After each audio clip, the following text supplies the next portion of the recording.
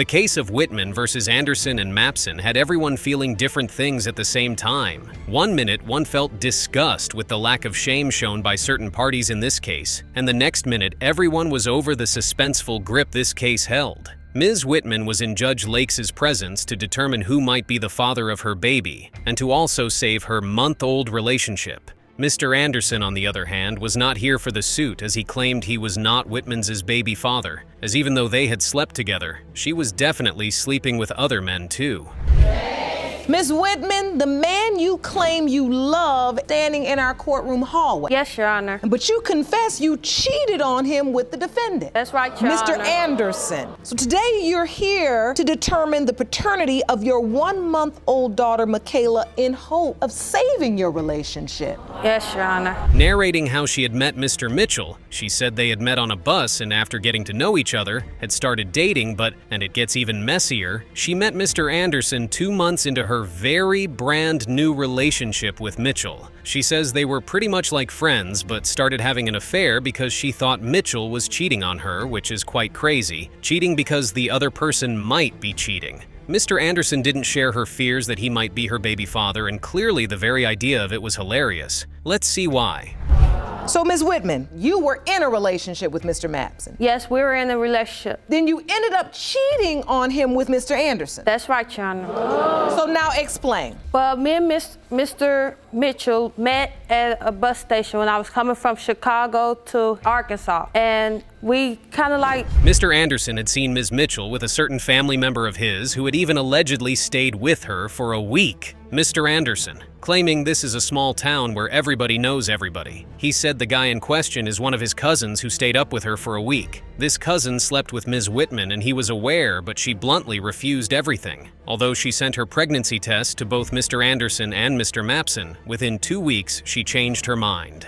I have doubts because I know she was sleeping with other men. Specifically, how do you know that? Because I've seen them up there, Your Honor. Up where? Me, for one. No, I need details. This is court. I need details. I need facts. Yeah, Explain yes. to the court. Look, we are all, this is a small town. It's a small town. Everybody knows everybody. Everybody knows who drives what. Introducing Mr. Mapson, the love of Miss Whitman's life, Mr. Mapson was asked if he knew she was sleeping around, and he replied that he had suspicions because it was a long-distance relationship. He claimed that he wanted to show up at the hospital where Ms. Whitman was, but knowing it could be someone else's child, he changed his mind. Ms. Whitman had to deal with the whole pregnancy alone because of Mr. Mapson's continuous promise and failure. They had been going through a rough patch at the time because of his suspicions. With me.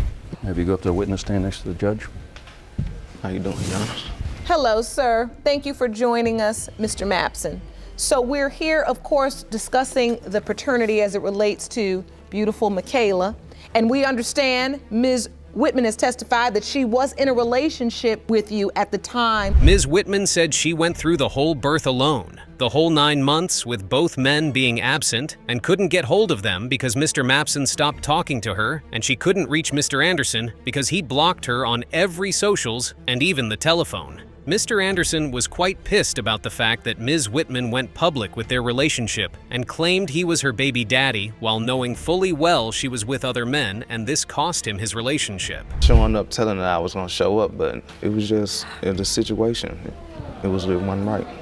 I went through the whole birth alone, the whole 9 months. He even stopped talking to me, and I couldn't get a hold of Mr. Anderson because he blocked all communications, Facebook, telephone, and he stopped answering the phone for me, Mr. Anderson confesses to having doubts and subsequently requesting a DNA test done, but they had a huge argument, and the issue was Ms. Whitman didn't want to pay half the fees for both men to find who her child's father was. Even the judge at this point found this crazy. Mr. Mapson had tried to bond with the baby and had to resort to comparing the baby's features with his other family members. Ms. Whitman was hoping he was her baby's father, as a contrary result would end their relationship for good. What's the argument? She admitted she didn't know. He wanted me to pay half of DNA test, but Mr. Mapson also wanted me to pay half. I wasn't finna pay half for both. Daughter Michaela has a right to know.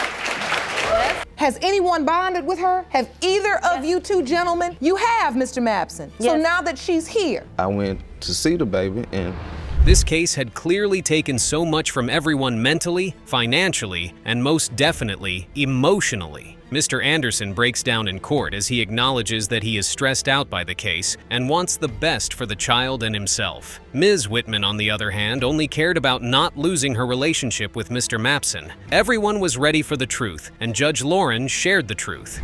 You seem like you feel emotional right now, Mr. Anderson. What do you feel? I've been through so much. Y'all don't know. Y'all don't know what I went through before I got here. What are you feeling now? I'm feeling pain. Because this situation really bothers you. This situation has affected my life, you know.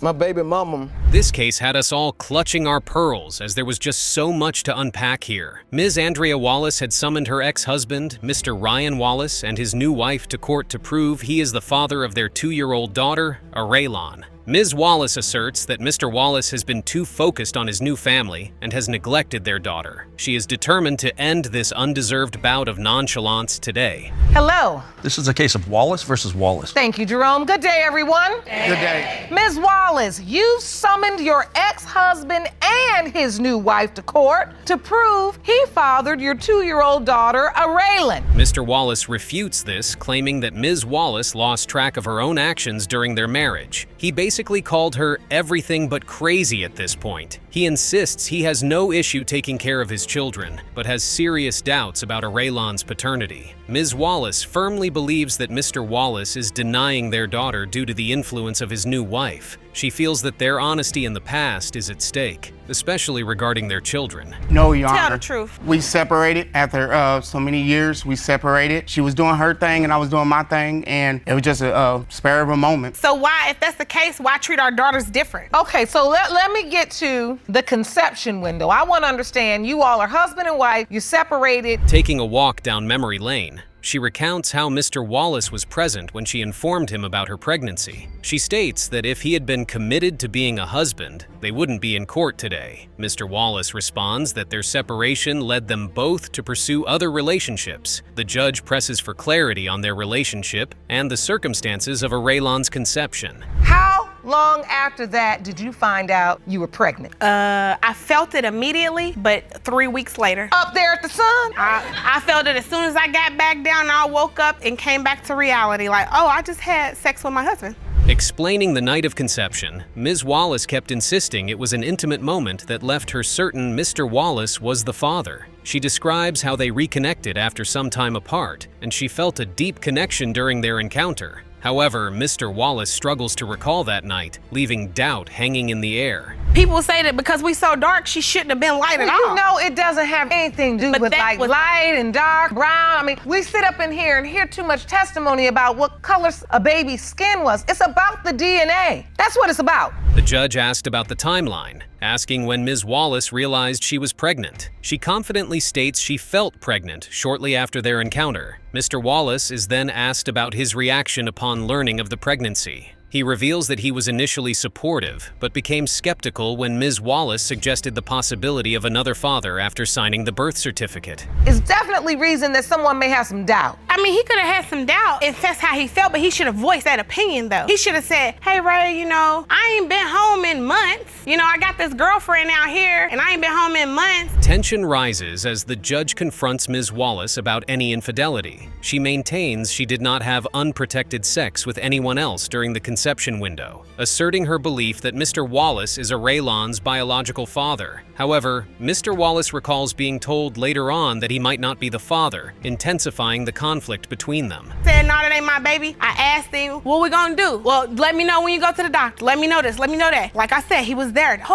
He took off work, he was there. All right. So what I do understand is you are very clear on that. As the courtroom debates the child's appearance and traits, Ms. Wallace points out that Araylon's light skin color has led to additional confusion about her paternity. The judge reminds everyone that skin color does not determine paternity, emphasizing the importance of DNA testing. This moment showcases the emotional turmoil of both parents as they navigate these personal and societal pressures. Call my baby on her birthday. Yeah, I don't celebrate, but so what? Call her. Called. I respected you because I knew you it. didn't. It ain't I no talked to her. respect to it. Did Can I call say her? this? If it's about the baby, why they worried about me? We video call her. At the end of the day, I only call him when I want something. I And it video got call everything her. to do with money. The judge focuses on the timing of the conception. Ms. Wallace confirms the date of their encounter, which aligns with the estimated conception period. The judge uses a conception calculator to solidify this timeline, showing that the dates match Ms. Wallace's account of the events leading up to Arilan's birth. You don't know? She's talking to you. 2017. All right, I'm gonna put that birth date in my conception calculator and press calculate. The probable conception dates are December 28th to January 2nd. Well, it says that this falls right in the window of time. However, Ms. Wallace admits to having had sex with someone else shortly before her encounter with Mr. Wallace. The judge highlights the significance of this information, reminding her that these details complicate their case. The emotional weight of uncertainty looms over both parents as they grapple with the implications of these revelations. All my other about kids, these all the eyebrows? 7 kids have my arch eyebrows. I understand, Ryan. Raylan eyebrows are straight. Are we talking about eyebrows? We talking about eyebrows. We talking about real eyebrows. Okay, let me look through my court Submitted papers. the effort. Oh, As the episode concludes, both parties agree to undergo DNA testing to determine paternity once and for all. Ms. Wallace expresses her hope that the results will confirm Mr. Wallace as Arilan's father, while Mr. Wallace grapples with the possibility of a different outcome. The judge underscores the importance of family, encouraging them to remain committed to their daughter regardless of the test results. Mr. Wallace, you are not the father. You all right? It's okay. Mr. Wallace? Mr. Wallace, what are you feeling? You really thought you were?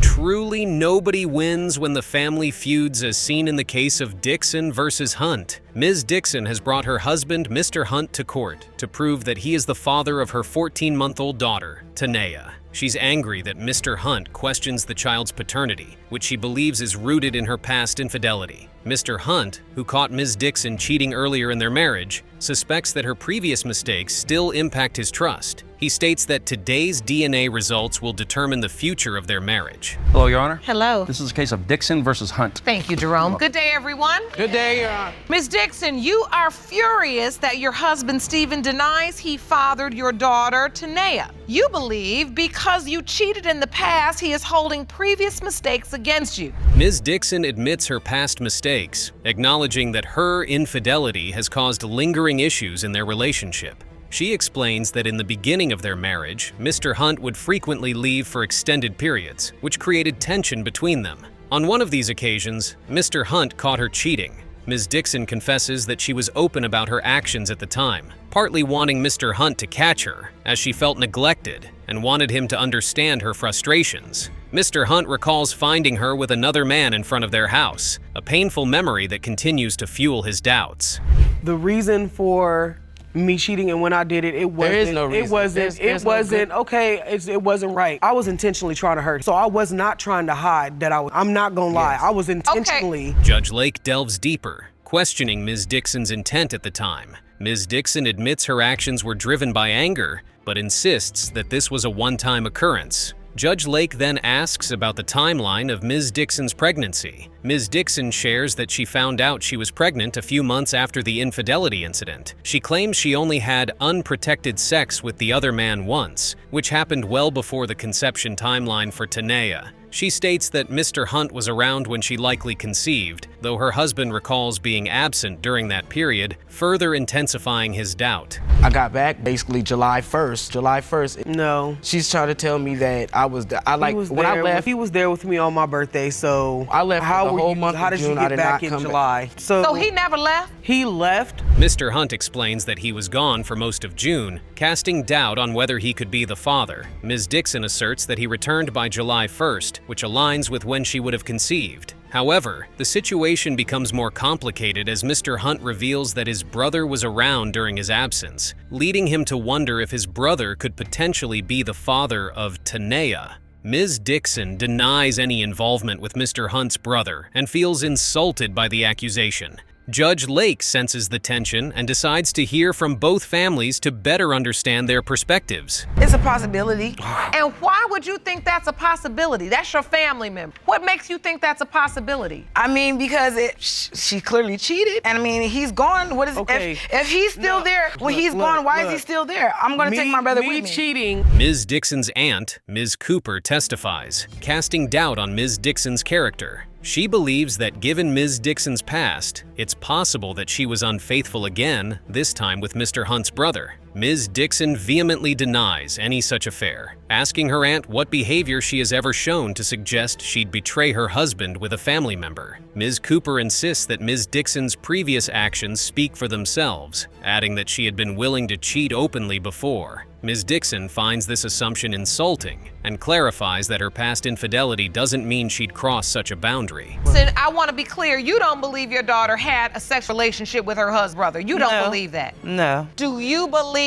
that there's any chance that the other man could be Tanea's biological father? No, because it don't add up. The months don't add up. Finally, Ms. Dixon's mother takes the stand to defend her daughter. She asserts that there's no question that Mr. Hunt is Tanea's father, pointing out a strong resemblance between them. She criticizes Ms. Cooper for spreading unnecessary suspicion within the family. Despite her defense, Mr. Hunt remains uncertain, struggling with his deep-seated doubts and unresolved trust issues stemming from Ms. Dixon's previous betrayal. Judge Lake encourages the couple to reflect on how these trust issues affect their relationship and reminds them of the importance of honesty in moving forward.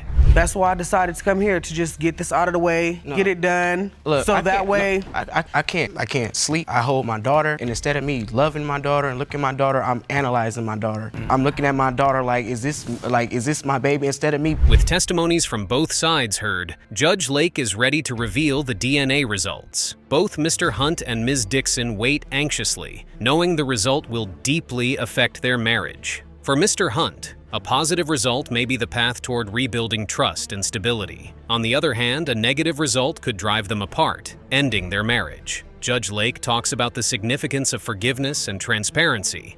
Mr. Chris Hunt, you are not the father. Mr. Stephen Hunt, you are not the father. Who is the daddy? You are not the biological. No.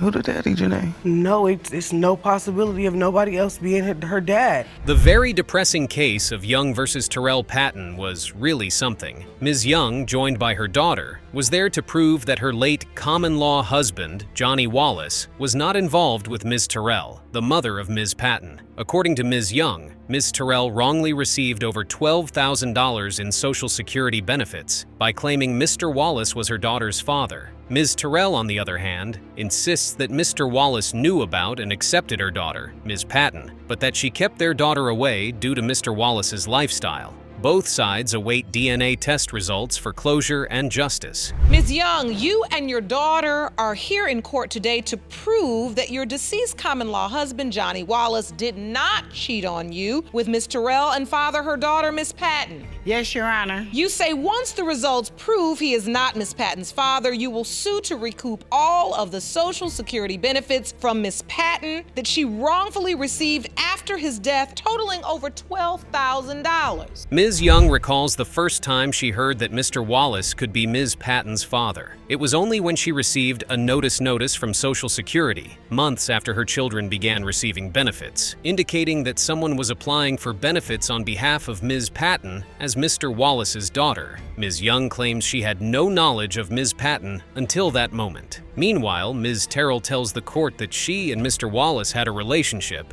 and he never denied being Ms. Patton's father. We was together every day. We would go out. Did you know he was in a relationship with Ms. Young? He had other baby mamas. He was around with all of them. So, Ms. Patton, what was your relationship like with your alleged father, Mr. Wallace? I didn't have a relationship with him. I saw him. I had a conversation with him, and that was pretty much it. Ms. Patton describes a childhood memory when her grandmother took her to meet Mr. Wallace. She was around 8 or 9 years old and recalls meeting him in a large house. Although they exchanged a few words, the encounter was brief and left her with more questions than answers. She remembers him calling her pretty and later saying he was her father, but there was no clear acknowledgement. Ms. Patton was left confused, wanting to feel accepted but unsure about her place in his life. That encounter, and the way you remember it it's amazing, actually. Just a young girl, 8 years old, having that kind of encounter. Did you ever hear about Miss Patton? Yes. You did? Yes. What did you hear? One day, Mom said, you know, Kaisha's supposed to be your sister.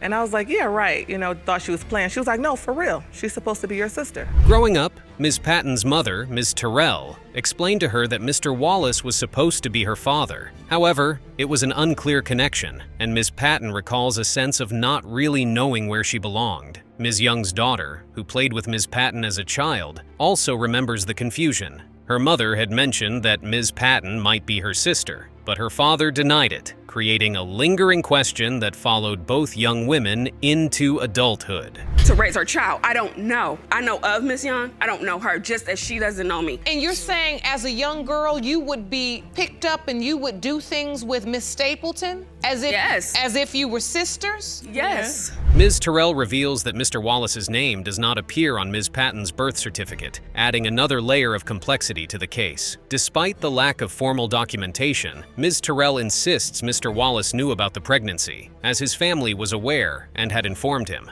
She shares that when she first met Mr. Wallace, she was young and inexperienced, and they spent time together at each other's family homes. As she presents her side, Ms. Terrell is eager for a resolution that will settle this matter and provide her daughter with clarity about her identity. Miss Patton and Miss Stapleton, you are not related.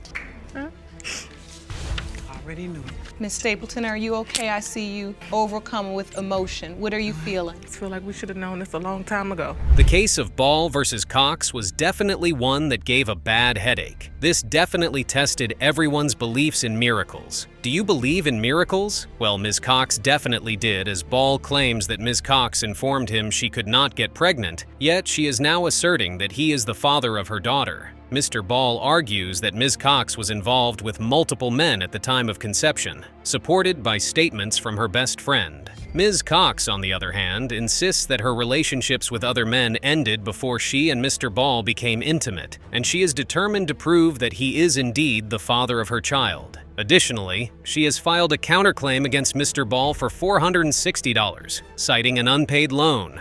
With until after the grocery store. And so hold on, Miss Cox, I need to clarify. While he was away, were you in a relationship with another man? We wasn't. We was in a physical relationship. Sexual relationship. And he knew about this. Did you tell Mr. Ball? No. Yes, I did. I wrote him a letter and I told him everything that was going on. Mr. Ball narrates the period of his time in jail during which he maintained frequent communication with Ms. Cox. He reveals that, towards the end of his sentence, he received letters from her best friend, indicating that Ms. Cox was not being truthful about her fidelity. When confronted, Ms. Cox reassured him that everything was resolved and claimed that her relationships with others were over. Upon his release, Mr. Ball learned more troubling details, including a confrontation with one of Ms. Cox's alleged partners, who revealed their ongoing relationship. Mr. Ball expresses his feelings of betrayal and confusion over Ms. Cox's actions during his absence. So why did he have to hear from your best friend? She beat me to the punch because, my best friend at the time is his other child's mother. That has nothing to do with it. She was basically telling me, you know before you come home and look like a fool to yourself and all your friends. Judge Lauren attempted to clarify Ms. Cox's relationship with this other man while Mr. Ball was in prison. She reveals that there was a sexual affair, but emphasizes that it was not serious. She claims to have told Mr. Ball in a letter about everything that had transpired, which he quickly rebuts. He argues that he had to hear it from her best friend instead. The conversation becomes heated, as Mr. Ball insists that Ms. Cox's best friend was attempting to undermine their relationship, while Ms. Cox defends her loyalty to Mr. Ball, asserting that she never intended to deceive him. So I seen that she was, telling him that she missed him. They wished that they were still talking. They wished that they were back together. The whoop, and I told him I love you. And I asked her. She's admitting to that. Right, but it's easy now. But when I asked her, it was easy to deny. It was easy to deny. So did you have any cheating? Okay, one day I was at home on the internet. Mr. Ball continues to express his suspicions, noting that when he returned home, Ms. Cox's behavior changed. He describes an incident where he discovered over 100 text messages from the same man, revealing the depth of her infidelity. Ms. Cox, however, defends herself by stating that she was simply communicating with friends and insists that the messages were taken out of context. The argument intensifies as both parties accuse each other of dishonesty, with Mr. Ball presenting evidence of photos showing Ms. Cox with other men, which she vehemently denies, stating those pictures were misrepresented. But we do know you were intimate after he got home. Why we're here today, because at some point you find out you're pregnant. Right. Yeah, he slept with me unprotected the day that he came home, and during intercourse told me he wanted me to get pregnant. Okay, well, she also made sure that she didn't tell me anything about her being pregnant until after the fact of me dropping her off at work. As the conflict continues, Ms. Cox shares her side of the story, explaining that she had a complicated friendship with the man in question, who was also the father of her best friend's child. She accuses Mr. Ball of not taking their relationship seriously and of failing to provide support while she was caring for their daughter, Gabby. Mr. Ball counters that he was unaware of the extent of her relationships during his absence and expresses frustration over her actions. The tension builds as they each try to assert their position and prove the other's infidelity. Had any doubt at all whatsoever, and when it came down to signing the birth certificate, he wouldn't, and he would not sign the birth certificate because he said he wanted to make it hard for me with child support. Why would I tell you I wanted to make it hard? And when I'm there, but I want to make it hard for you, but yet I'm there. On my way to pick Mr. Ball up for the DNA test, he wants to give me stories. Oh, we don't need the DNA test. The discussion shifts to the pregnancy and the events surrounding their daughter Gabby's birth. Ms. Cox claims that Mr. Ball was present during her labor and supportive during her hospital stay, stating that he never expressed any doubts about paternity at that time. She insists that he was committed to her and their child from the moment Gabby was born, showing photographs of their family moments together. Mr. Ball, however, interjects that he began to question her fidelity soon after they were back together, indicating that his doubts were rooted in the trust issues that arose during their tumultuous relationship. His eyes and realized that Gabby is not his child. I have the text messages right here, Your Honor, and I have the messages. Well, you had that. I have the messages from her where she's telling me he only wants something to do with me and Gabby when they're broken up. So, anyways. Let me read these from Britt, and that would be Ms. McDonald. You talk so much, shut up. He don't want nothing to do with you or Gabby. The courtroom drama escalates as the judge attempts to regain order amidst the chaos of accusations. The focus returns to the critical question of paternity. Ms. Cox reaffirms her belief that Mr. Ball is Gabby's father, emphasizing the timeline of their relationship and the circumstances surrounding Gabby's conception. Mr. Ball remains skeptical, citing the uncertainties of their relationship during that period and questioning Ms. Cox's honesty. The case is complicated by the emotional history between the parties and the various narratives they present, leaving the court to sift through the evidence to reach a conclusion. And your hopes for today is that the DNA testing proves that. I want closure, yes, ma'am. Thank you so much. You may be seated. All right, so Ms. Cox, you've also brought your mother. Ma'am, please stand and step up to the podium. Now, Ms. Cox, I know you struggle a bit with your voice. This is a statement that you've prepared. The tension in the courtroom could be cut by scissors as both parties present their final arguments. Mr. Ball expresses a desire for the truth and the need for a paternity test to determine who Gabby's father might be. Ms. Cox, who was looking to establish Mr. Ball's role as a father, pleaded with the court to acknowledge their family bond. The judge summarizes the case, highlighting the conflicting testimonies and the emotional stakes involved. The episode concludes with the court's decision pending, leaving the audience to contemplate the complexities of relationships, trust, and the quest for truth in matters of paternity. Yes, we were. A week ago. A week ago. No. Might have been like 9 days ago, No. a week and a half ago. No, during that time. Mr. Ball. It was not 9 days ago, Your Honor, but Yes, yes, it was, we were Your Honor. intimate. We were intimate, but Within it the was last 2 weeks. It was within the last 2 weeks, Your Honor. That is true, but we were not. 9 days, 2 weeks, the bottom line. Right. Because Yes. you together were for 2 intimate weeks. with her Yes, Your Honor. recently. Yes, Your Honor. He's not even listed under that, but there was somebody else's name under that same file as mine. So that's 2 people now, and that's 2 people other than me. So that's 3 people total that I know she's been with. So, I mean, you tell me do the math. You do the math. What are you talking about? So, like, we were having sex around the end of November, beginning of December of 2015. This is a shady situation from the beginning. You said it's shady. It's a shady. Oh, who's shady? I never had a conception date. This is a shady Your Honor, situation. never had. Okay, hold on. Wait, just wait. 44-year-old Mr. Lewis believes 61-year-old Mr. McAlister is his biological father, but Mr. McAlister beloved otherwise, and he's convinced Mr. Lewis's mother may have muddled things up when she told Mr. Lewis whatever story she told him. Mr. Lewis, you say you've always known the defendant is your father and say his paternity denials are mere excuses as to why he was not there for you. You hope today's results put an end to this 44-year-old mystery. Is that correct? Yes.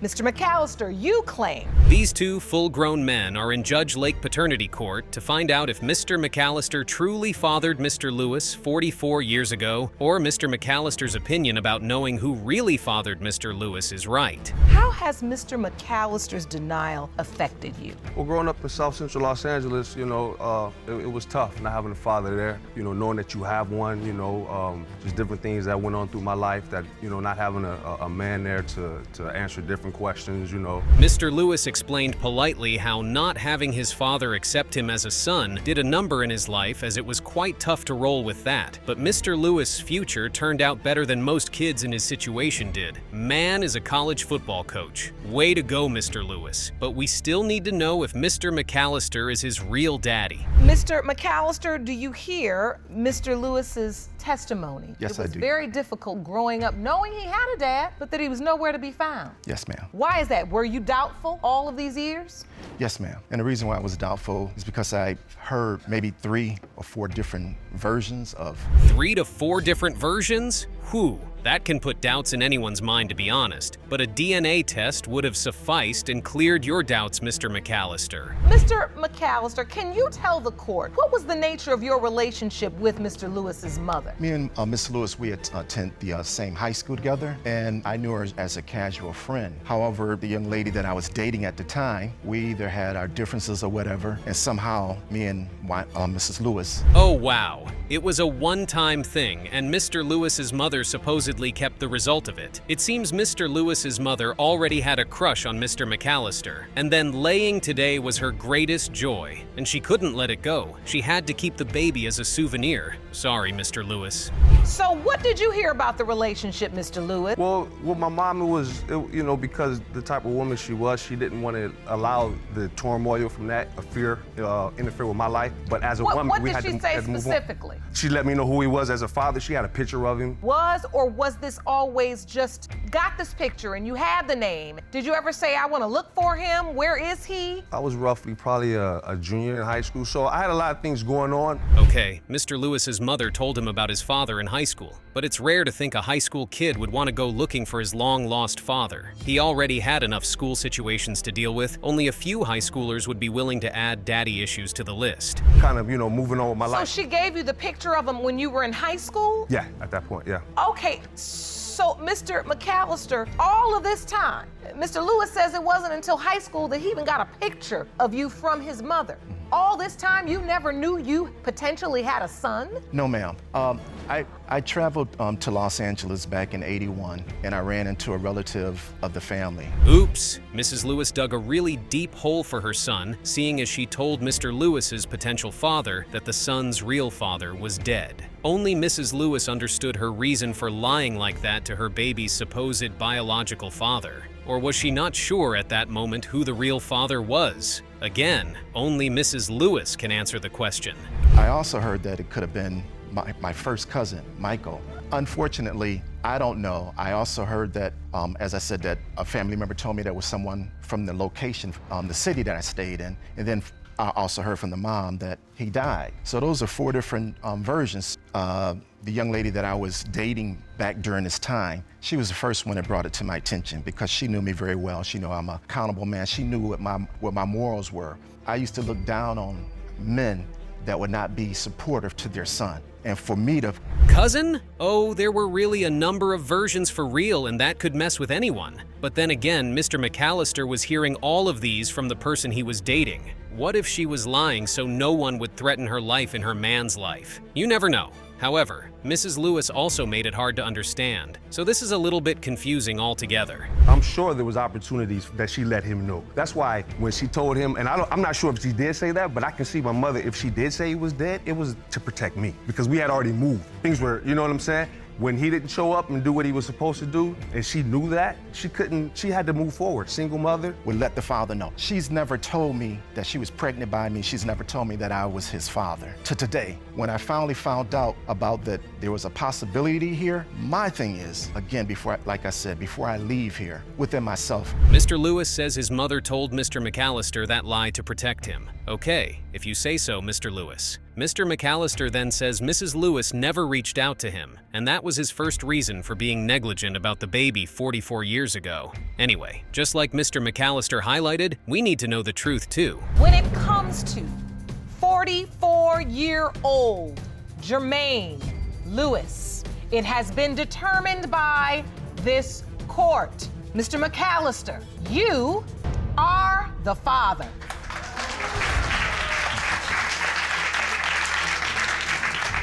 Mr. Nelson isn't ready to accept or take responsibility for a baby he believes isn't his, since he knows, and Hardin wasn't loyal to him during the baby's window of conception. On the other hand, Ms. Hardin claims Mr. Nelson is the biological father of her 2-month-old daughter. Ms. Hardin, you have opened your case today in hopes of saving your relationship with the defendant. You say, due to a misunderstanding, he is now denying your 2-month-old daughter, Sophia Nelson. You are certain he is the father, and once proven, you want his help raising your daughter. Is that correct? Yes, Your Honor. Mr. Nelson, you refuse to lift a finger for a child that isn't yours. You say you are one. Mr. Nelson claims he even knows the real biological father of baby Sophia, as he's 1,000% sure it was not his sperm that fertilized Mr. Hardin's egg that resulted in the baby. But Ms. Hardin says that's not true, and what she wants is his help after he confirms paternity of the child. Delonte doesn't help me with anything. He doesn't help me financially. He won't pick up a diaper. He won't watch her for 15 minutes while I go to the store. He won't watch her for 15 minutes while I get in the shower. He walk past her like she Casper. When she cry, he'd be like, hey, get your daughter crying. Your daughter wants you. Get her, get her. So Mr. Nelson wasn't joking about not considering the baby to be his. Man won't even help his supposed baby mama care for the little child.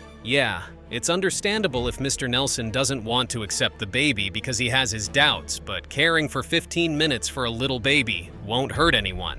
I don't see why I should have to do all of that if I'm not 100% sure that I'm the father. My baby looks just like you. You denying her, she looked just like you. Y'all cheeks, y'all face structure, your forehead, your eyes. Like you. No, she don't look like me. And there it is. Mr. Nelson doesn't believe in caring for the baby in any way solely because he believes the baby isn't his. Okay, Mr. Nelson, but why are you still cohabiting with the baby's mother when you have this much doubt about the baby and her mama, Not being around is better than being around and acting up.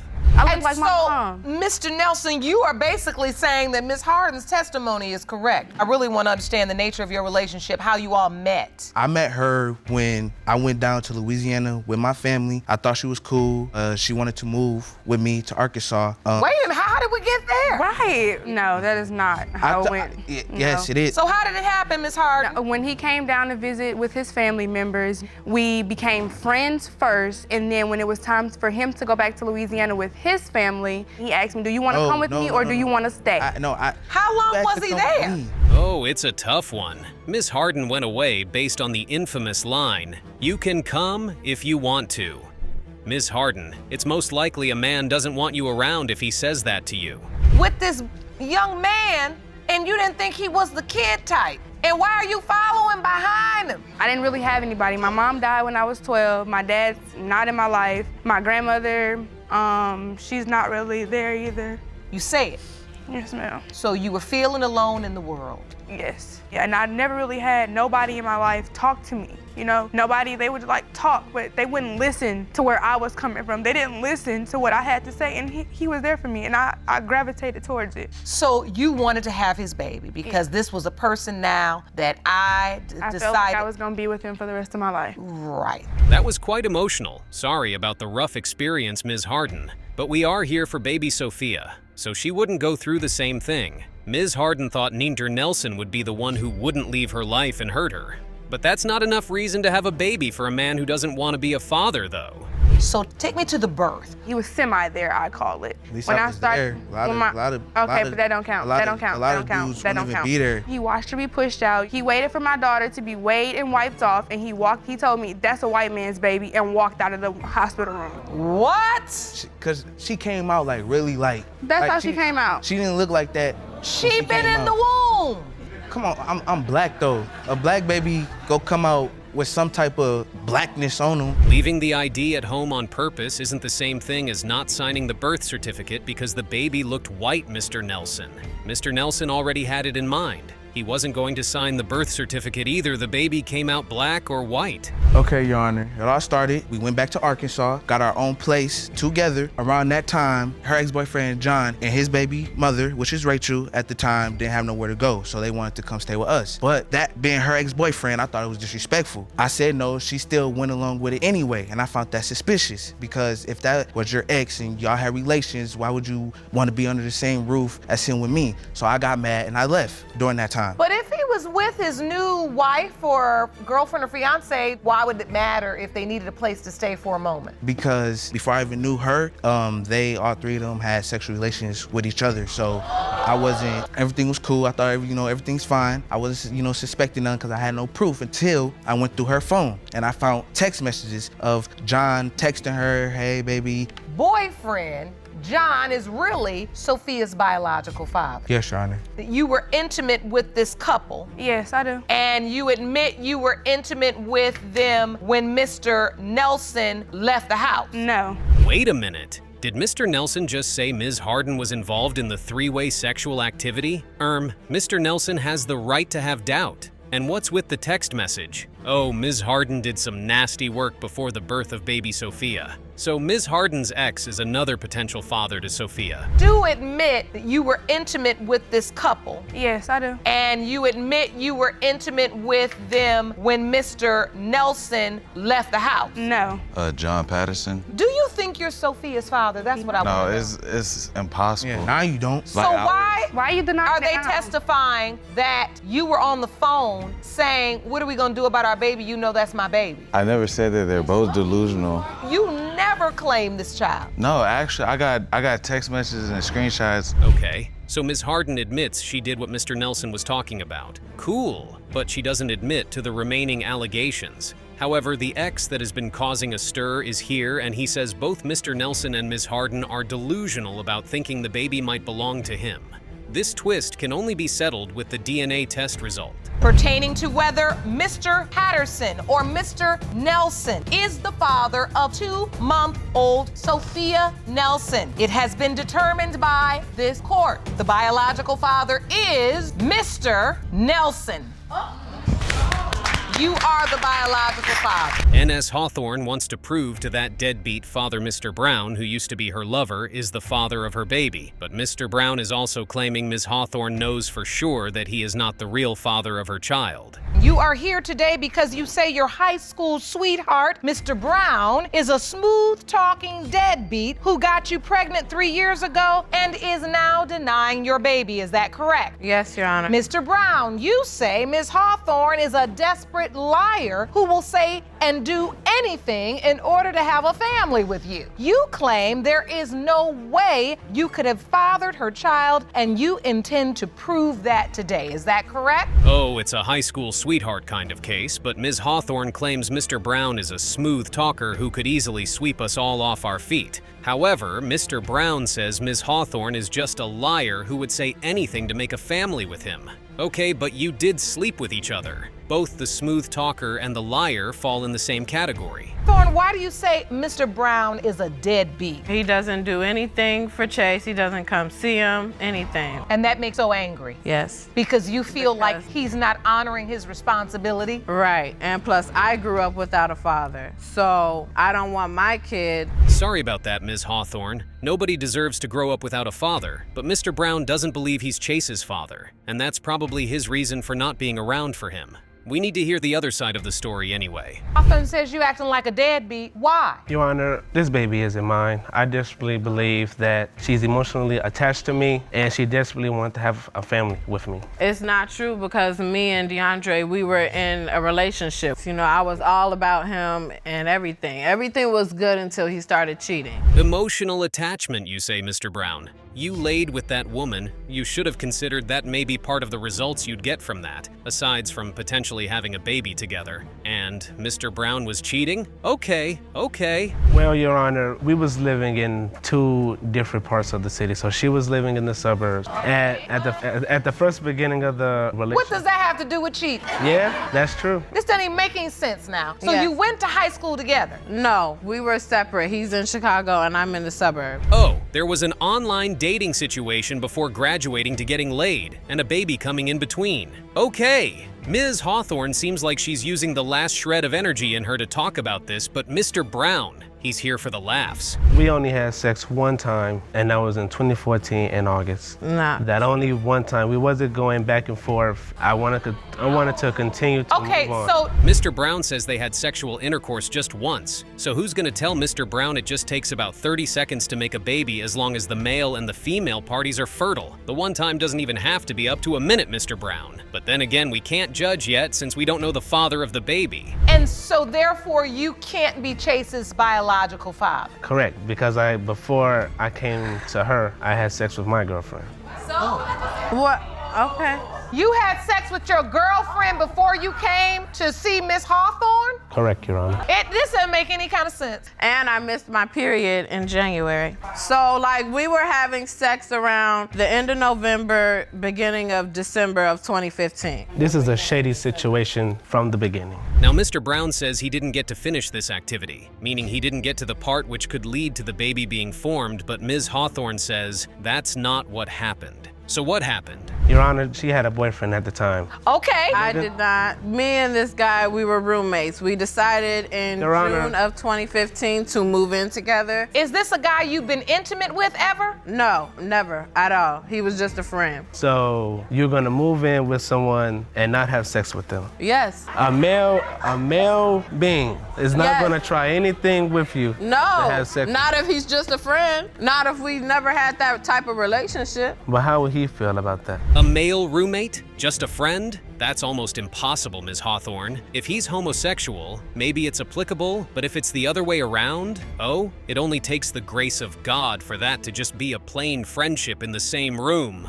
And you say Mr. Brown hasn't been a part of his life at all? Not at all. He's only seen him 4 times. Your Honor, I feel trapped in the situation. How? I feel trapped. How do you feel trapped? Because first off, you didn't let me know that you was pregnant until 14 weeks later. Okay, so you trapped yourself in the backseat of the car when you really should have come and broke up with her, but instead you decide to have sex with her because you sitting around here. No, really. Mr. Brown feels trapped in the situation as he thinks Ms. Hawthorne is just trying so hard to drag him into what he isn't interested in. However, we really need to know who the owner of the baby is, Mr. Brown or the roommate who was a plain friend. Versus Brown.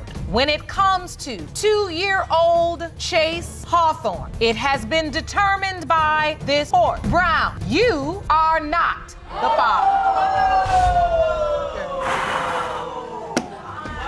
Mr. Lillard wants to know if he truly fathered 20-year-old Delvin Holt, but Ms. Holt claims there's no need for him to even doubt paternity because it's as clear as day that the child belongs to him. Mr. Lillard, you say you were forced to open this case after receiving a message last year from Ms. Holt's 20-year-old son, Delvin Holt. Ms. Holt, you say you have unsuccessfully tried for 20 years to get Mr. Lillard to accept responsibility for your son, Delvin, and today is the day he is finally going to accept. So Ms. Holt decided to finally put a call through to Mr. Lillard just a year before coming to paternity court. And that's the reason Mr. Lillard is here. Ms. Holt wants her 20-year-old Sim to know who his father is without a doubt. Me and Ms. Holt met back in 1997, summer school, high school. She'd go out to eat with my mom, I'd take out to eat. I was in love with her. I cared about her. You know, I experienced a lot of things with Ms. Holt. She was the first for a lot of experience. And Your first for a lot of experiences? A lot of experience. A lot. Drone said a lot. A lot of experience. Seem very experienced Some to I me. can't even say, but you know. Which one does Mr. Lillard want us to believe? Mr. Lillard says Ms. Holt was his first in many activities as they were in love, but she's not the one he lost his virginity to. Maybe Ms. Holt whispering on the side that Mr. Lillard seemed experienced wasn't lying after all. She's the first woman I went downtown on. Oh my, okay. First woman experienced a lot of Okay, things. that's too much information. But Really. I'm just saying, I had a lot of admiration for her. But she was also my first heartbreak, first person I really experienced what pain was. So, you know, and you know, it's not been no back and forth fighting over the years. It's been a very cordial thing. But she made some mistakes that cost everybody a lot of pain right now, me and him. That little poor boy doesn't need to be hearing what his potential father and his mother were doing while they were in high school. That's too much information for real, as Ms. Holt stated. And first heartbreak? That could be accepted since everyone knows how rough that could be. We was in a good relationship. We really didn't have any problems. I love Darius. He know that. We did some things that we shouldn't have been doing at the time, and with those actions, we have Delvin now. So. Actions you shouldn't have been doing at that time? These two are acting like they were wild as hell back in high school. Going on about all of these in front that boy just makes it weird anyway. Let's skip to a different part, please. When Ms. Holt was testifying, what happened? Where did things go wrong? Things went wrong when I caught her cheating. Oh, what happened? Well, on this very sunny, bright day, Miss Holt just decided not to be at school. Wasn't in none of her classes. We usually meet up in class, hallways, whatever. She wasn't there. So, you know, hey, me being me, I know something's going wrong. So I tell you what, let me skip school myself. I left school, walked 2 miles to her family's home, knocked on their door, no answer. Caught her cheating? Y'all see these two are just treading 20-year-old Delvin. These two grown adults could have just come to the court alone and leave the boy out of this. But a point to be noted, Ms. Holt cheated, but Ms. Holt says Mr. Lillard's explanation of the situation was no good. Over to you now, Ms. Holt.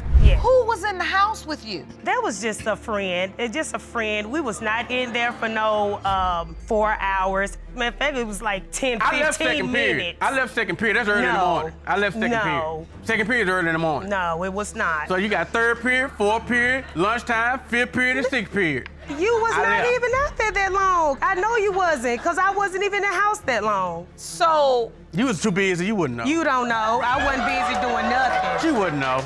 So, Ms. Holt, why did you finally open the door? Oh, because we was getting ready to leave out. It was time for a family member to come home, so I knew that I had to leave. Ms. Holt's explanation doesn't seem to make a lot of sense. Ms. Holt claimed she opened the door because a family member was coming home, but she knew her supposed boyfriend had been at the door knocking, and to top it all off, she wouldn't open it when she and the other dude were just friends and doing nothing. Make it make sense a little bit, Ms. Holt. You cannot deny and say that. So you're saying that shortly after this encounter at the house where she wouldn't open the door, she says, I'm pregnant. There you go. Do you remember the day she told you? Honestly, no, I tried to block out my mind after that. I was hurt. Like I said, that was my first time ever. Oh, so you had the puppy love heartbreak over that. It's my first time ever experiencing that. Out my mind. It was a wrap. Mad crazy. I blocked out my mind, and I ain't never forgave her for it. Darius was not present during any point of my pregnancy. He was not present any point of him being born. Why exactly would you expect a man that's not only heartbroken but also saw you with another man to be present at the hospital in Holt? That man seemed to have lost his mind after that heartbreak. Delvin, what do you know about Mr. Lillard? There's a lot of conversation about what was going on before you were born. What do you know about him? Your Honor, my mom has always told me he was my father, and I just basically came here to let him know I don't need a father, but I just really want to come to find out if he is so I can have closure, me and my mama. Delvin says he doesn't need a father since he's a grown man himself, but he needs closure to get on with his life. Delvin needs closure, but we need the result. So let's skip to that and know if Delvin's mama is the culprit once again. Mr. Lillard, you are not the father. I'm sorry. I'm sorry for... Mr. Jones would rather do community service than allow Ms. Turner put him through the hoops of being her baby daddy, but Ms. Turner claims he's the biological father of her 5-month-old son, and she's going to prove that in paternity court. Mr. Jones, you state you have always believed you are not the father of the defendant's 5-month-old son, Amir. You claim your suspicions were confirmed after receiving a text message just 3 weeks ago. Is that correct? Ms. Turner just wants Mr. Jones to step up and sign the birth certificate of her baby, but Mr. Jones would do anything other than let his signature touch the legal paper that makes him the father of the baby. He's not sure to be for him.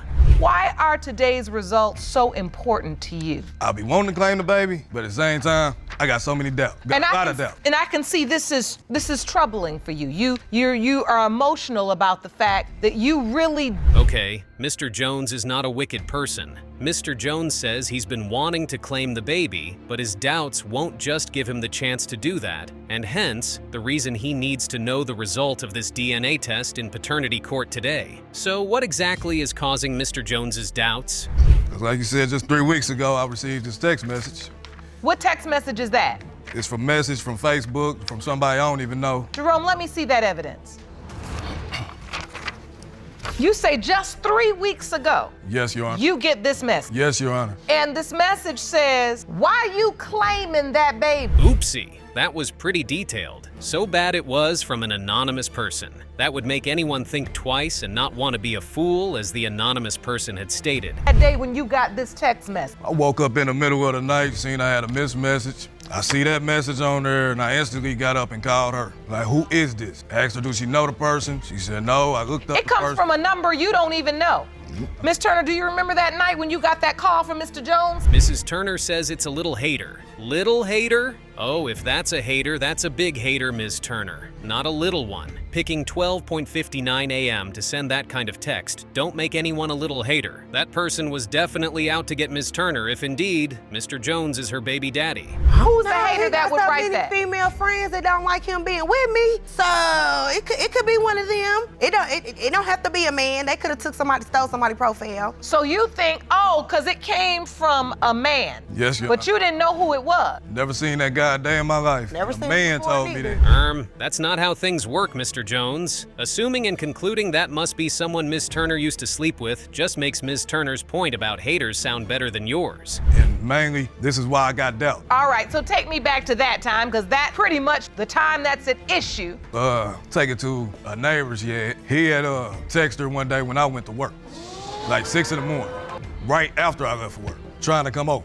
Trying to come over? Yeah. Come over for what? Even Ms. Turner couldn't believe that she was crying, but that's how Mr. Jones' narration goes. So Mr. Jones wants Judge Lake to see that Ms. Turner has been up to no good in terms of their relationship in the past. Okay, sir. Receiving text messages from other men during the window of time when Amir was conceived? No, my neighbor had text messaged me and was like, hey sis, most of my friends that I'm cool with, if I'm cool with their boyfriend or whatever, I do call, you know, that if they like a brotherly figure to me, I call them bro. They call me sis. To be fair, why would you be calling anyone you're sleeping with bro or sis? It doesn't make any sense, like Ms. Turner pointed out. Also, Ms. Turner says it was 4 a.m. as Mr. Jones claimed. It was a 7 a.m. text instead. Tell him when I'm going to the store, when I'm going to the bathroom, when I'm fixing something to eat. So he know everywhere I go. He know everything I do. So, but I mean, it has to be more than just text messages. Yes. You believe she was actually sleeping with her ex? Yes, ma'am. Yes. Why do you believe that? Ms. Turner believes Mr. Jones was cheating, and she too didn't have a choice. Mr. Jones believes the 5-month-old baby belongs to Ms. Turner's ex. Mr. Jones strongly thinks there may have been other dudes Ms. Turner was kicking it with, and Ms. Turner even knows for a fact that Mr. Jones have been having fun outside the house. Now we need to find out who exactly is telling the truth and the opposite. Mr. Jones, you are the father. Thank you. Okay. You feel better? That don't mean all that. It do. It just mean the baby mine. Well, listen. Mr. Jones and his mother are in Judge Lake's court to prove he's not the biological father of Miss Milan's son. But Miss Milan wants Mr. Jones to be his baby daddy, even though she's not sure if he is the biological father of her son or not. Mr. Jones, you and your mother are co-plaintiffs who have brought the defendant, Ms. Milan, to court to prove her 3-month-old son, Quanil Jr., is not your biological child. Yes, Your Honor. You claim you took Ms. Milan and her other 6 kids into your home, and now she's trying to take you for a ride by claiming and child care expenses. Yes, Your Honor. Ms. Milan, though you do admit to cheating on Mr. Jones with another man, you say Mr. Jones and his mother took Ms. Milan in with 6 kids, and she still got the time and nerve to cheat? Holy Mary, Mother of Jesus. How does that kind of mistake even happen? Because it's very predictable that Milan would call this a mistake. Anyway, Mr. Jones and his mother also want $1,500 if things go their way in court today. So let's get to it. Why do you feel Quanil Jr. is not your son's child? Well, Your Honor, I contacted the court 3 days after the baby was born because I watched my son break down at the hospital. You know, he was going to be devastated if this child wasn't his. It doesn't make sense to not know. Her mother and my mother was neighbors. When she moved back home with her mom. When I first, moved home with my mom, I noticed him. She was like, this Mr. Jones, he lived next door. Okay. It is Ms. Jones that is playing detective in this case, but it is not bad for one's mother to have their back anyway, as long as the mother isn't meddling negatively. So the mothers were involved in Ms. Milan and Mr. Jones getting together. It was even looking like an ordained movement, but you never know. Why were you entertaining this? We started off, we were just friends. I'll go outside, smoke, he'll play with the boys, my 6 other boys. Eventually they got some money. So he became close with the kids, he would play with the kids? Yeah, he became real close. And did you enjoy that interaction, having someone there, a father? Ms. Milan says she enjoyed Mr. Jones being a father figure to her 6 boys while he played around with them. Hello? Who wouldn't? Most single mothers would jump at that opportunity. It's rare to see any man want to fill in that kind of really deep void, but Mr. Jones stepped up. Sexual relations, I didn't take it, serious at the time. I was with my ex at the time, so. Oh, you were? You were still with your ex? Yeah, so that's when I kind of, leaned back off of Mr. Jones. Yeah, no one should be having sex with their friends. It never ends well. But why was Ms. Milan even having sex with the neighbor anyway? Because he was helping with the kids or what? So, Mr. Jones, you thought this was just, what? I feel like once I approached her, you know what I'm saying, I tried to make her my lady, she chose her ex over me. You felt like you were runner-up? Yeah. Oh, so Mr. Jones already even went all out to ask Ms. Milan to be his lady and she turned him down? Oh no. How do you expect the man to see you afterwards, ma'am? Nobody likes to be the second option, especially not to a woman with 6 whole kids. That's a little bit over the top, Ms. Milan, and y'all can bet on it that the ex in question was no good. Anyway, Ms. Milan says she cut her ex off immediately. She started having sexual relations with Mr. Jones. Okay. Children, said the doctor told me. Why'd you say you couldn't have children, Mr. Jones? Because I used to play sports in school or whatever, so I had to, have a full body physical. Unable to have children? Yes, ma'am. Mr. Jones thought he couldn't have kids? Now here's the reason he's doubting the paternity of that baby more than anything. Ms. Jones was being too sweet with her, allowing Ms. Milan and her 6 kids to come live at her house. That's something only a person with a big heart would do. Ms. Milan and the children at first? Yes, he left. When I left, I didn't come back home from the bar or whatever like that. And she seen that I ended up conversating with my ex, so they started an argument. So I left that day. And when I left, I went to a bar with my friends or whatever like that. My ex so happened to appear there. So Mr. Jones was also caught up on his ex, and that turned out to be a problem. But did that ex just appear there, or she and Mr. Jones had already planned to meet there? Let's be honest, this isn't a cute movie scene. Seeing how Mr. Jones is laughing, that surely means his ex didn't just appear. 3.5 weeks pregnant. I was like, by who? You know what I'm saying? She said it's a possibility, it's yours. I know that, you know what I'm saying? Then she was like, I had sex with my ex or whatever like that. So she was like, it's a possibility it could have been him too. So she tells you? She tells right off the bat. Honest, right off the bat. It could be yours. Straightforward. It could be his. When I found out she stopped taking the birth control, the first thing I done was I gave my son some condoms because she have 6 kids already and I know she's fertile. Mr. Jones is asking by who, like he didn't engage in the activity to make that happen. However, Ms. Milan happens to be straight up honest with Mr. Jones about her ex being a potential father too. Ms. Jones talking about giving her son condoms because Ms. Milan is fertile, like she could vouch for him that he used them. Let's know if this alleged sterile man birthed this baby or not. Prepared by DNA Diagnostics, and they read as follows. In the case of Jones versus Milan, when it comes to 3-month-old Quanil Milan, it has been determined by this court. Mr. Jones, you are not the father. I'm so sorry. I didn't. Imagine the most out-of-pocket work of fiction you've ever read. Imagine if the plot writers were smoking pot and you'd get the showdown that was Crow versus Reinhardt on paternity court. Crow had dragged Reinhardt to paternity court because she believed her late son was the father of her child Thomas. She was all about proving the kid's paternity, while Reinhardt was not here for what she believed was Crow having a dramatic moment while aiming for a cash grab. This was just the beginning. This is a case of Crow versus Reinhardt. Thank you, Jerome. Good day, everyone.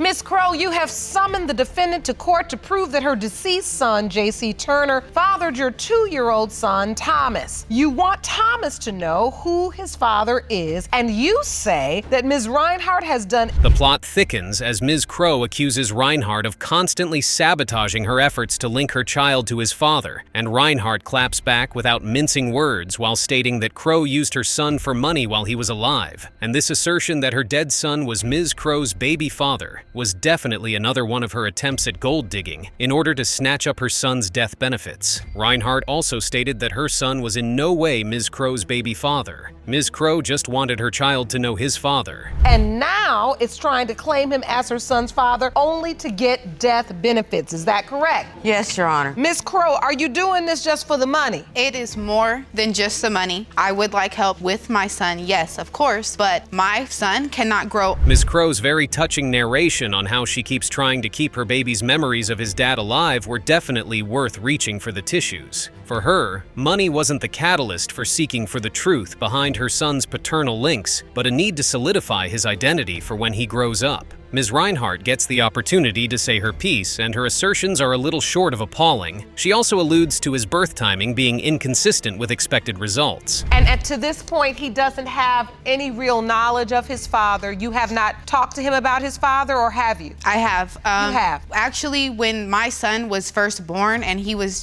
just a few months old, I would talk on the phone every day with Jay, and I would put him on speakerphone so his son could hear his voice. Okay. Reinhardt believed she and her son had a very tight relationship, one in which he told her everything and all motherly instincts she had built in her gut from being a mother. And grandmother was telling her Thomas wasn't her grandchild. Crow goes on to reveal to the court how she met Jay and the super movie Like Romance they had, which allegedly led to baby Thomas's arrival. Looking at that picture, I understand. my son and I had a very tight relationship. Yes. And Jay would tell me everything when nobody else was around.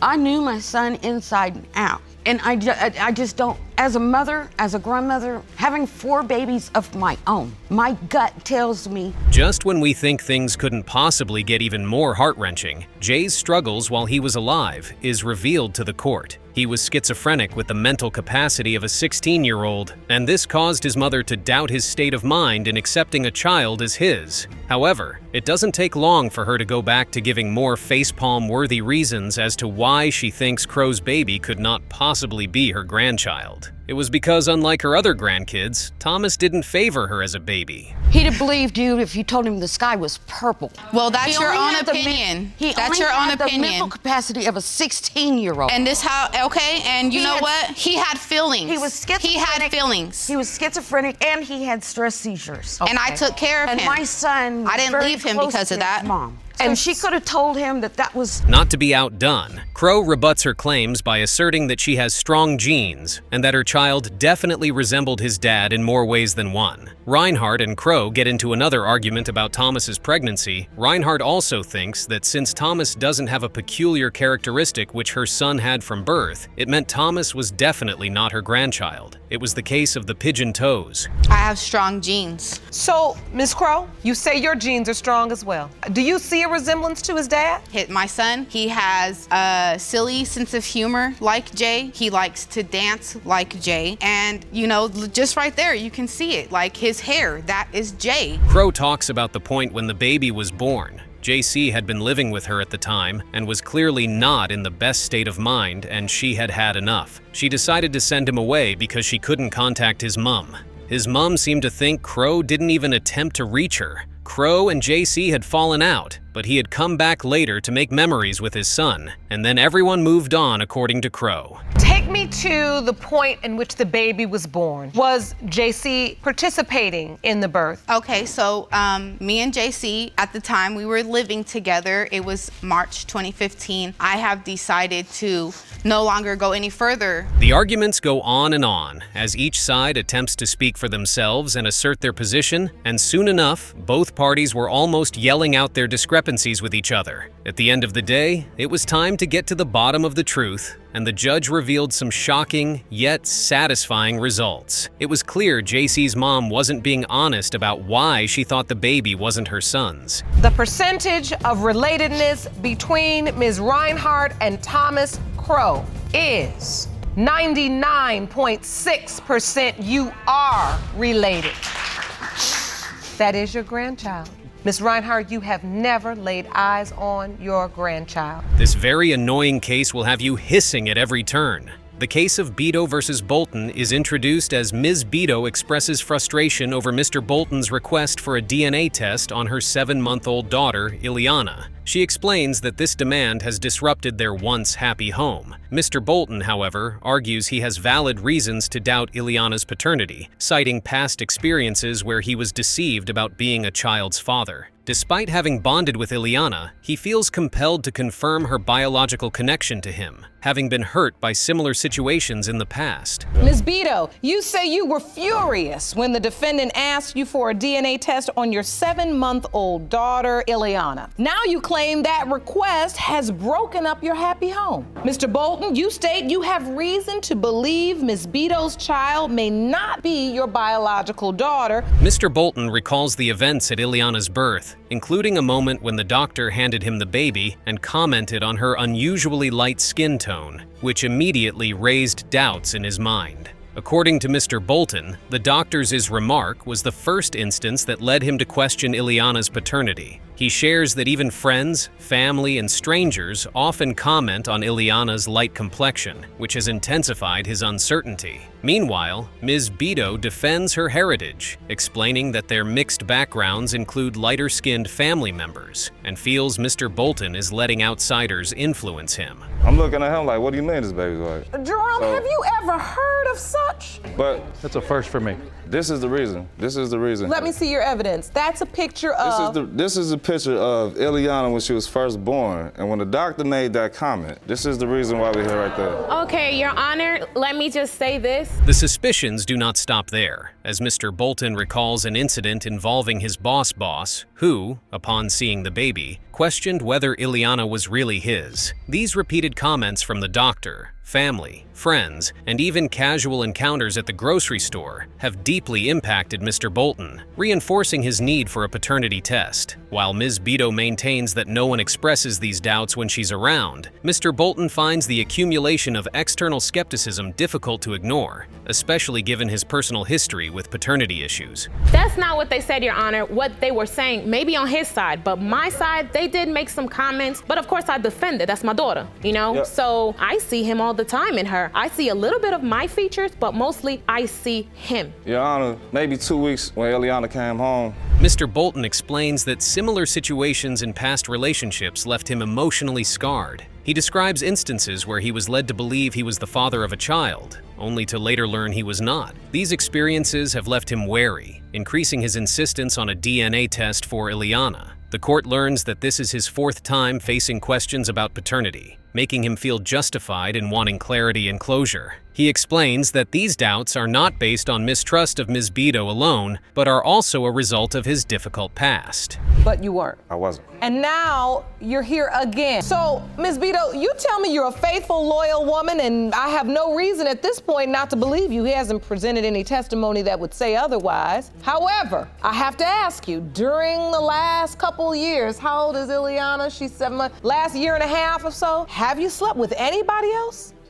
We actually broke up last year around August. Judge Lake asks Ms. Beto if she has been faithful to Mr. Bolton throughout their relationship, particularly in the last year and a half. Ms. Beto admits that they briefly broke up the previous August due to infidelity on Mr. Bolton's part. Mr. Bolton admits he had cheated, justifying it by explaining he felt pressured due to constant accusations from Ms. Beto. Ms. Beto reveals she found text messages and photos from other women, which she confronted him about, but he initially denied cheating. Following this, she chose to end the relationship, at which point she admits she briefly saw someone else. I was hurt. It had been a month later. I just went out, hanging out, and one thing led to another. I saw a guy I liked, but we actually slept together twice. The first time was unprotected, the second time was protected, and after that, as a matter of fact, I spoke to him after that, but we never had any type of relationship or anything. She wasn't answering my phone calls for a while. After, Why should I? I cheated on her, okay? So now we're working on something, trying to get back together. In response to Mr. Bolton's doubts, Ms. Beto clarifies that her involvement with another man happened only after she and Mr. Bolton separated. She insists that, at the time of Ileana's conception, she was committed exclusively to Mr. Bolton. The couple's trust issues and previous relationship troubles play a significant role in their conflict, and Judge Lake weighs these factors as the case progresses, preparing to reveal the results of the paternity test. In the case of Beto v. Bolton, when it comes to the paternity of Ileana Bolton, and as to whether Mr. Bolton is her biological father, it has been determined by this court. Mr. Bolton, you are her father.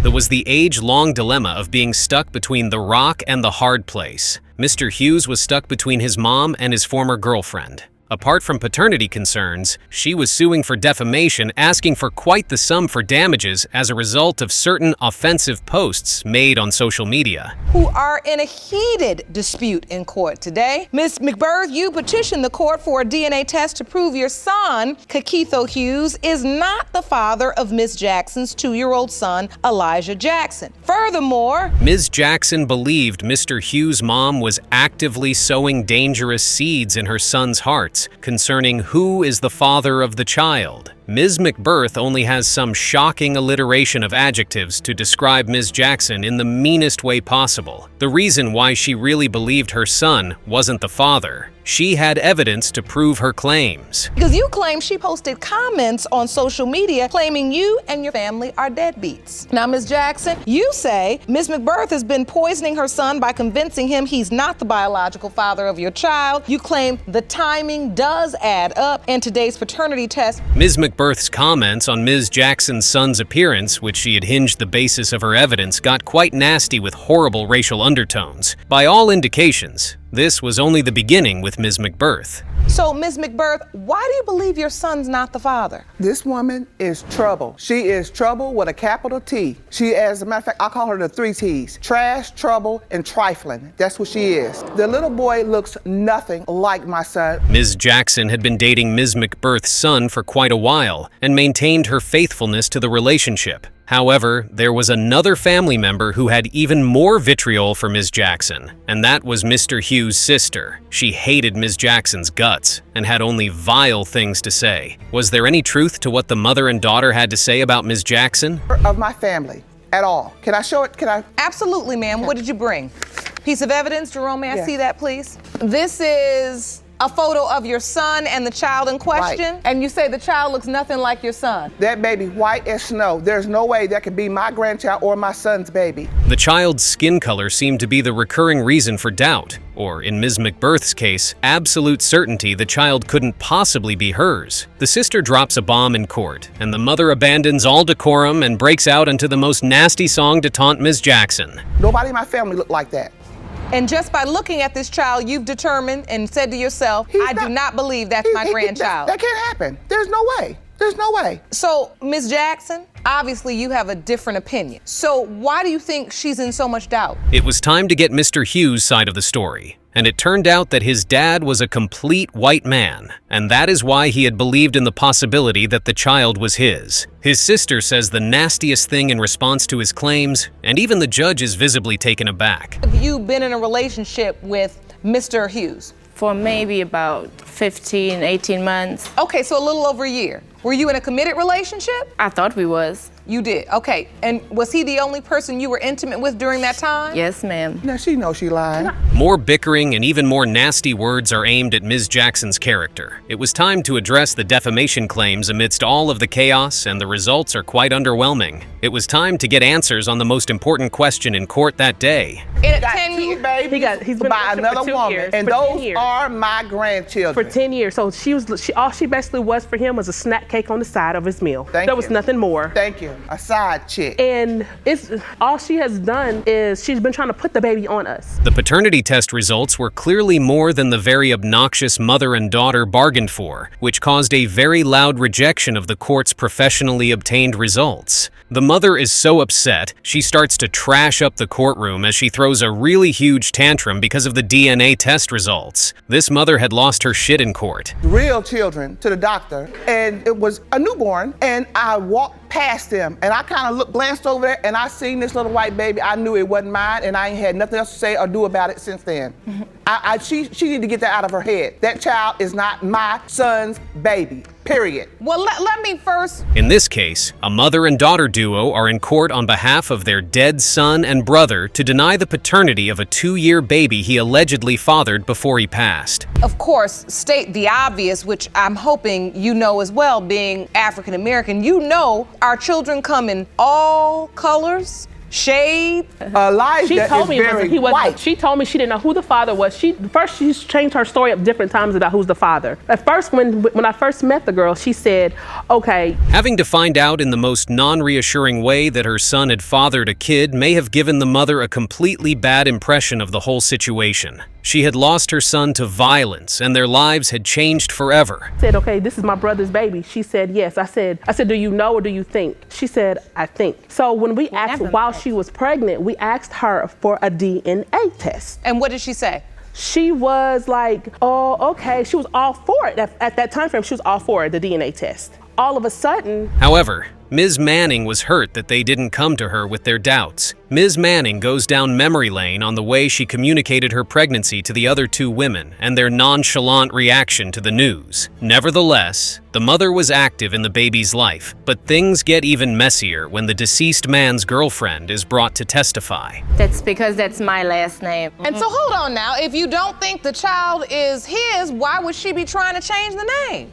We've been trying to change the name a couple weeks ago. Even we talked about it. He's two years. My son ain't said his no lie name's like not that. even on the Stop birth lying. certificate. Stop lying. Okay. Whose name is on the birth certificate? Do you know? Nobody. The boy's mother discusses her woes dealing with both of her son's baby mothers and her struggles with doubt. She had, however, tried to ensure that the children from both women had come to know of each other and learned to coexist. All she wanted was the truth, as her emotions overwhelmed her. No, ma'am. Yes, that you did. is not Yes, true. you did. Yes, you There's did. some hoes in this That house. is not true. Yes, it is. Yes, it is. It is true because why is your neighbors complaining about the sex that goes on in your household? There was no sex going on. No, read the police report. If you want to read the police report. In a shocking plot twist, the DNA test results performed by the court reveal a devastating news, and the plaintiff was clearly affected by the results. But Ms. Manning's reaction to the results were callous and yet so dramatic as she even wanted to leave the court. She definitely didn't want that baby because it didn't look like her skin color. Elijah's father? You know No, what? not in this case. Like the old saying goes, No. mama's baby's papa's maybe. And whether Mr. Hughes is the father, Mr. Hughes, you are Elijah's father. The case of Johnson versus Kirby was quite annoying as Mr. Johnson was nothing short of racist and ignorant. Mr. Johnson was there to prove he was not the biological father of Ms. Kirby's 11-month-old son, Kadeen. He claims her accusations are causing trouble in his relationship, and he was sure the results will clear his name. Ms. Kirby was very certain her child was conceived during her relationship with Mr. Johnson. She also reveals that he has health issues. She needed Mr. Johnson to step up and be a father. Mr. Johnson, you are here to prove you are not the biological father of Miss Kirby's 11-month-old son, Caden. You claim her accusations are causing trouble in your relationship, and you are certain the results will clear your name. Is that correct? Yes, Your Honor. Miss Kirby, you are positive your son was conceived during your sexual relationship with Mr. Johnson. Mr. Johnson accuses Ms. Kirby of trying to pin the baby on him, saying she only wants help now that she was single. Ms. Kirby responds by pointing out that he recently contacted her.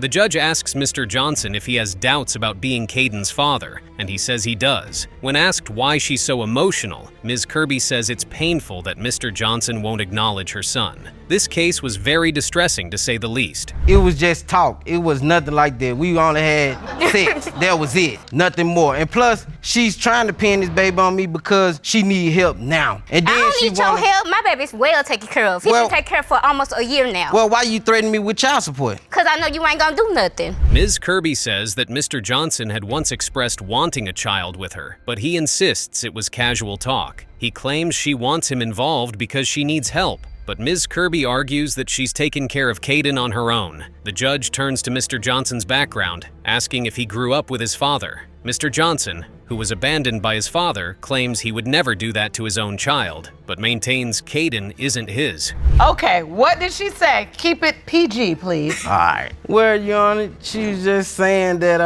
how she'll do when she in the bed with a man. That's what she was talking about. Oh. That don't mean I was trying to lay down with you. Yes, you were. So why did we exchange numbers? Mr. Johnson continues to assert that Caden doesn't look like him, unlike his child with another partner, which fuels his doubts. The judge asks how they met, and Mr. Johnson explains they worked together and met during a work-related event. He recalls Ms. Kirby initiating a sexual conversation that leads to an exchange of numbers, and shortly after, a physical relationship. Clearly, someone had no clue how genes worked. Point when you all are actually in the bed together, that's just less than 24 hours. And now you admit you were also having a sexual relationship with another man. So, seems pretty obvious how we got here. Ms. Kirby denies being the one to start the sex chats and says she was already seeing someone else. Mr. Johnson says she was upfront about seeing other people, noting she was in another sexual relationship while they were seeing each other. The judge points out how fast things progressed between them despite her involvement with another man, and Ms. Kirby confirms she was dating someone else at the time. Kirby, did you tell this other guy you were with you were pregnant? Yes. Oh, you did? Yes. And so why are you threatening Mr. Johnson with child support? And because I did the calculations, we had sex July 10th, and this the around the time that I could see Caden. So you looked at the conception window? Yes, ma'am. Mr. Johnson narrates finding out about Ms. Kirby's pregnancy through social media, which led him to ask her if the baby was his. Initially, Ms. Kirby told him no, only to later change her stance. Curious and concerned, Mr. Johnson visited her home to clarify. Ms. Kirby explains that she initially denied his paternity because she didn't want his involvement at the time, feeling unsupported by him. The episode ends with both expressing frustration as the court prepares for the paternity results. Mr. Johnson, you are the father. Congratulations are in order again. That's your beautiful little boy. I mean, Your Honor, like I said, I'm the father of this child, and I'm gonna step up.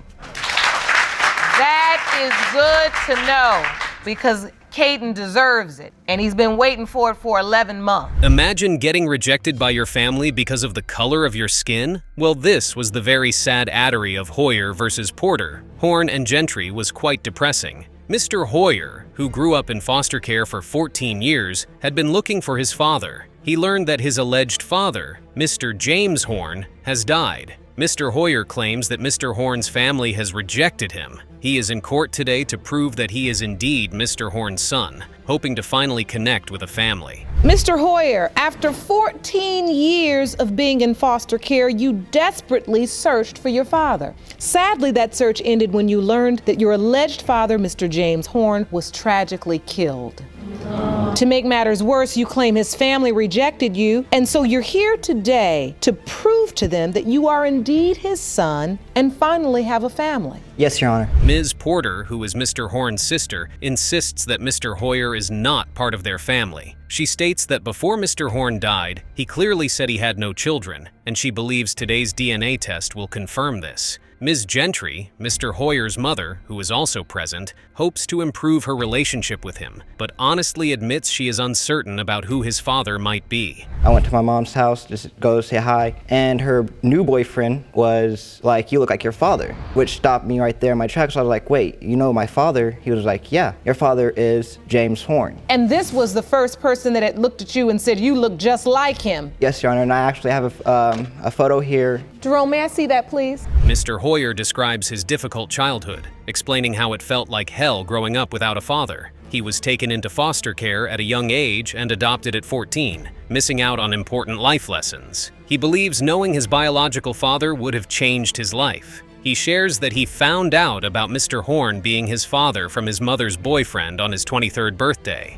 But there was others in the household that was like, "You don't look like my brother." Okay, so Ms. Horn, when this young man walks into your home and says he thinks he's your grandson, what were you thinking? Well, my son Arthur brought him in. Mr. Hoyer recalls a moment when his brother, who lives next door to Mr. Horn's brother, asked about James Horn. This led him to meet his alleged uncle, who noted some similarities between their hands. However, while some family members seem to acknowledge these traits, Others expressed doubt about Mr. Hoyer's resemblance to Mr. Horn. So what you're saying is you were open and honest with your son that you had also been intimate with another man before Mr. Horn. Yes, yes. Me and my sons talked about this. So when you had your son, was Mr. Horn there? Was he involved with your son? Yes, Mr. Horn seen my son one time. I left out of the relationship because Ms. Horn, Mr. Horn's mother, explains that she was told Mr. Horn never had children. She recalls Mr. Hoyer's visit, stating she was unsure about his claims. Ms. Gentry admits her relationship with Mr. Horn was kept secret because her family did not accept biracial relationships. She reflects on how she loved Mr. Horn and felt devastated by his death. No, I did not. I just walked out and I forgot all about it. Okay. And so you said there is another gentleman, so where was he and why didn't you reach out to him? I think he was locked up and I left it alone. Your Honor, it's sad this young man got to hear what we got to say. Ms. Porter expresses her disbelief in Mr. Hoyer being her brother's child, claiming she never heard Mr. Horn mention any children. The family was shocked when Ms. Gentry showed up 2 weeks after Mr. Horn's funeral, claiming to have Mr. Horn's child. The family felt grief and confusion and did not accept her at that time. If he was the child. You didn't want him then, and you sure now don't want him now. That's what you think, but we don't want you. We want him, but we don't want you. And we don't want to have nothing to say to you. I hope you get your life together.